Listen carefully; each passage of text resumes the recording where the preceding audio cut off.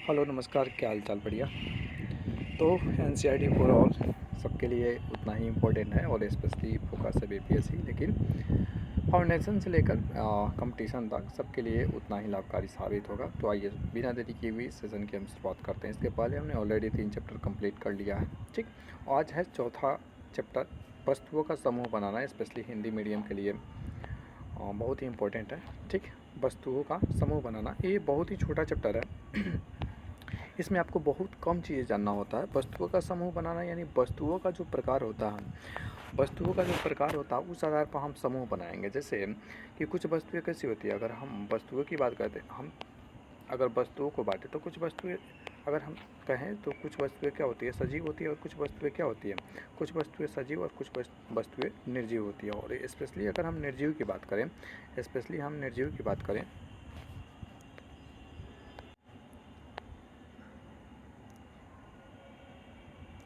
जब हम निर्जीव की बात करते हैं तो इसमें कुछ ऐसी वस्तुएं होती हैं, इसमें कुछ ऐसी वस्तुएं होती है, कहाँ गया भैया?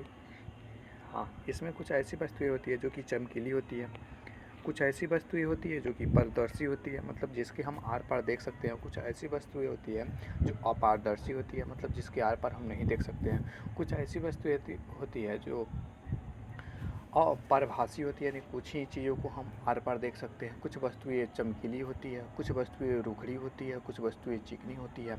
यानी उस आधार पर हम वस्तुओं की प्रकृति के आधार पर हम इसमें समूह बनाने का प्रयास करेंगे। इसमें ज़्यादा कंसेप्चुअल कुछ नहीं है, तो इसको हम क्या करते हैं,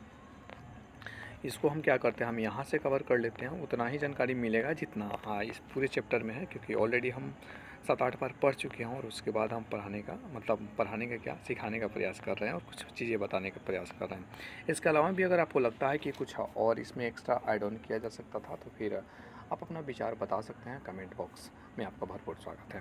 तो हम बात कर रहे थे कि निर्जीव वस्तुएं की कुछ ऐसी वस्तुएं होती है कि जो कठोर रहती हैं, यानी कोई भी वस्तुएं लीजिए और उसको आप हाथ से दबाइए, अगर हाथ से दबाने पर वह वस्तुएं मतलब ज्यों का त्यों रहती है तो वो कठोर है। कहने का मतलब है कि जैसे आप एक ईंट लीजिए और ईंट को हाथ से दबाइए, तो क्या ईंट को हाथ से दबाने पर वो टुका टुका हो जाता है? नहीं हो जाता। लेकिन वहीं पर एक लड्डू लीजिए, ठीक, और उसको हाथ से दबाइए तो देखिएगा बेसिकली जो लड्डू होता है क्या हो जाता है, पिचक जाता है। या फिर जलेबी लीजिए, उसको हाथ से दबाइए तो वो पिचक जाएगा। तो जो वस्तुएं को आप क्या करते हैं, हाथ से दबाते हैं और वह क्या होता है कि वह नहीं टूटता है, ज्यों का त्यों बना रहता है, यानी उसको हम क्या बोलते हैं, उसको हम बोलते हैं ये वस्तुएं क्या है, कठोर है। जैसे पत्थर हो गया, ईंट हो गया, दीवार हो गया, ठीक, लकड़ी हो गया, ये कठोर वस्तुएं होती है, ठीक। कुछ ऐसी वस्तुएं होती है, सेकंड की बात करते हैं तो कुछ वस्तुएं ऐसी होती है जैसे मुलायम होता है, जैसे पाउडर हो गया, कितना मुलायम होता है, बहुत मुलायम होता है, ठीक है। कुछ ऐसी वस्तुएं होती है जिसको हम पानी में घोलें, जिसको अगर हम पानी में घोलते हैं तो क्या होती है, जिसको अगर हम पानी में घोलें तो वह पानी में घुल जाती है। और कुछ ऐसी वस्तुएं होती है जिसको हम पानी में घोलने का प्रयास करते हैं तो घुलती नहीं है। अब आप पूछिएगा ऐसा कौन ऐसा वस्तु है जिसको हम पानी में घोलें वो घुल जाएगा? जैसे मान लीजिए ये क्या है, ये पानी है और इसमें क्या कीजिए आप, 1 चम्मच चीनी रख दीजिए। क्या, 1 चम्मच चीनी रख दीजिए। जब जैसे ही चीनी रखते हैं या फिर नमक रखते हैं तो कुछ समय बाद यानी 4-5 मिनट के बाद देखिएगा कि वह सारा का सारा पानी के अंदर मिल जाता है। सारा का सारा क्या होता है, पानी के अंदर मिल जाता है। तो ये जो नमक हुआ या फिर चीनी हुआ है क्या हुआ, पानी में विलय हो गया, यानी पानी में मिल गया, ठीक, यानी पानी में भी उल गया, ऐसे हम साधारण देहाती भाषा में बोल देते हैं। अच्छा, इसमें जो एक और चीज़ है, मिश्रण का मतलब होता है, एक कंसेप्ट है यहाँ पर, हम इसको क्लियर कर देते हैं। मिश्रण का मतलब ये होता है कि हम दो चीज़ों को आपस में मिला रहे हैं। क्या, दो चीज़ों को आपस में मिला रहे हैं। जैसे हमने क्या किया, चीनी को पानी में मिला लिया, ठीक, चीनी को पानी में मिला लिया तो एक प्रकार का क्या है, एक प्रकार का मिश्रण है। अच्छा, इसमें जो एक होता है, एक चीज़ विलय होता है, एक चीज़ क्या होता है, विलय होता है, ठीक। विलय यानी जो सबसे ज़्यादा मात्रा में होता है, जिसमें चीज़ों को घुलाया जाता है, उसको हम क्या कहते हैं, विलय कहते हैं। अगर हम चीनी पानी की बात करें तो बताइए चीनी ज़्यादा होगा कि पानी ज़्यादा होगा? सिंपली जब हम मिक्स करते हैं, जब हम मिलाते हैं तो पानी ज़्यादा रखते हैं और चीनी कम रखते हैं। तो यहाँ पर विलय क्या हो गया, यहाँ पर विलय पानी हो गया और यहाँ पर सॉरी, यहाँ पर जिस चीज़ को हम मिलाते हैं वो हमारा क्या होता है, विलेय होता है। और जिस चीज़ में जो मिल जाता है उसको हम विलायक बोलते हैं। क्या विलेय का मतलब होता है जिसको हम मिला रहे हैं, जैसे चीनी को मिला रहे हैं, ठीक। जैसे हम क्या कर रहे हैं, चीनी को मिला रहे हैं, और जैसे हम क्या कर रहे हैं, चीनी को मिला रहे हैं, तो चीनी क्या हो गया, विलेय हो गया। और पानी क्या हो गया, तो पानी विलायक हो गया। पानी क्या हो गया, विलायक हो गया, ठीक। पानी क्या हो गया, तो विलायक हो गया, ठीक। अब आपको समझ में आ गया होगा कि ये विलेय क्या होता है, विलायक क्या होता है, और सॉल्यूशन यानी विलयन क्या होता है। अच्छा, विलयन यानी मिश्रण की बात करें या फिर विलयन की बात करें, जो चीनी और पानी का जो घोल हुआ, चीनी और पानी का जो घोल हुआ उसको हम विलयन बोलते हैं। और विलयन में होता क्या है, विलयन में होता क्या क्या है, तो विलयन में होता है एक तो विलेय होता है, ठीक। एक तो क्या होता है, विलेय होता है, यानी जिसको हम मिला रहे हैं, जैसे चीनी हो गया या नमक हो गया। और दूसरा क्या होता है, दूसरा होता है विलायक। दूसरा क्या होता है, दूसरा विलायक होता है, ठीक। दूसरा क्या होता है, विलायक होता है। थोड़ा लिखने में परेशानी हो रही है क्योंकि फ़ोन पे ही पढ़ना होता है, ठीक, लेकिन कोई बात नहीं। तो हमें लगता है कि आपको यह विलयन का कंसेप्ट समझ में आ गया होगा, ठीक।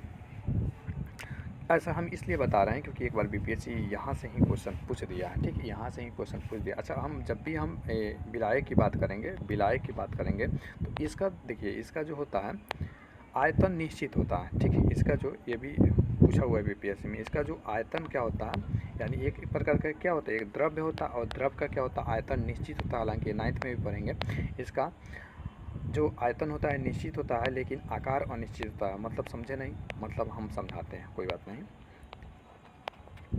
ठीक। जैसे हम आयतन निश्चित होता है और आकार अनिश्चित होता है। आकार कैसा होता है, तो आकार अनिश्चित होता है, ठीक। जैसे अगर हम छिपा में रखेंगे तो छिपा के आकार ले लेगा। बोतल में रखेंगे तो बोतल के आकार ले लेगा। अगर हाथ में रखेंगे तो हाथ का आकार ले लेगा।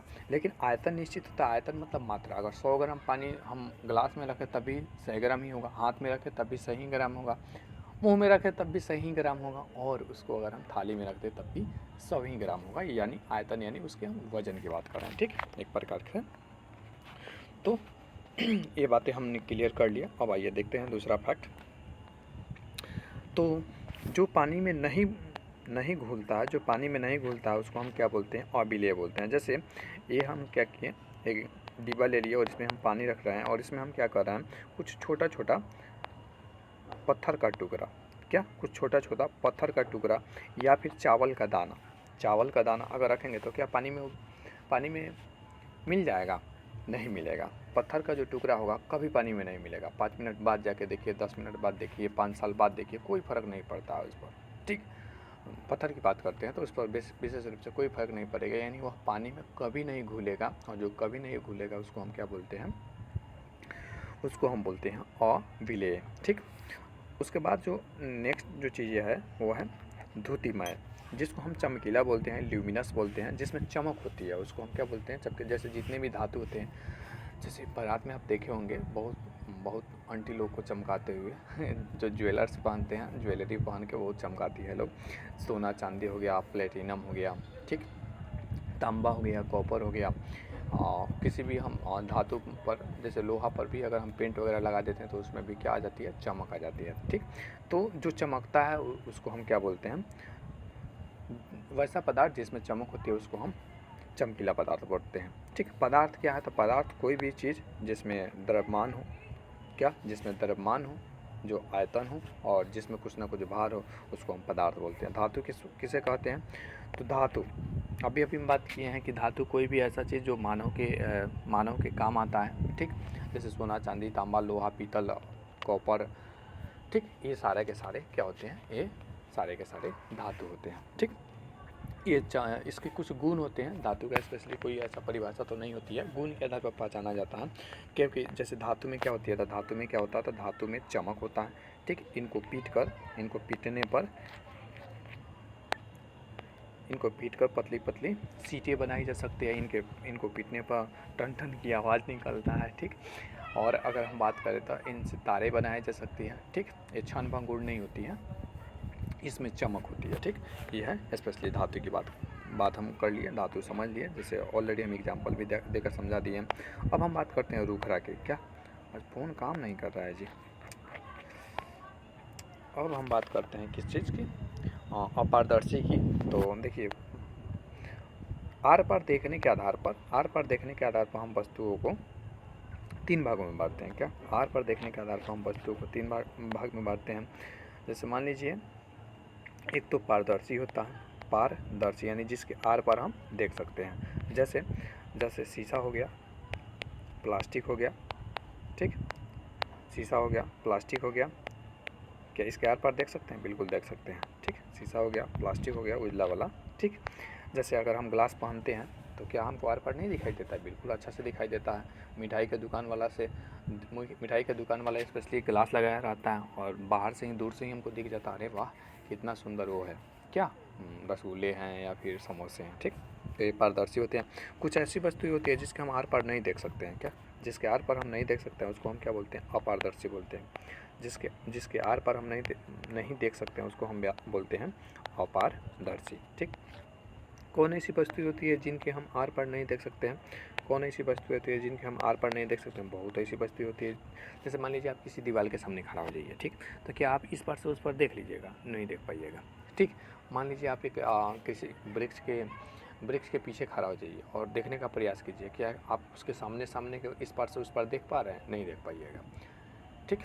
तो ये इसको अपारदर्शी बोलते हैं। कुछ ऐसी चीज़ें होती हैं जिनसे न तो दिखता है न तो न दिखता है, मतलब धुंधला दिखता है, और जिनसे धुंधला दिखता है उसको हम पारभासी बोलते हैं। पारभासी बोलते हैं, ठीक, पारभासी बोलते हैं। शायद गलती हो गया उसमें, वो सर आएगा पूंछी वाला सर आएगा, ठीक। पारभासी।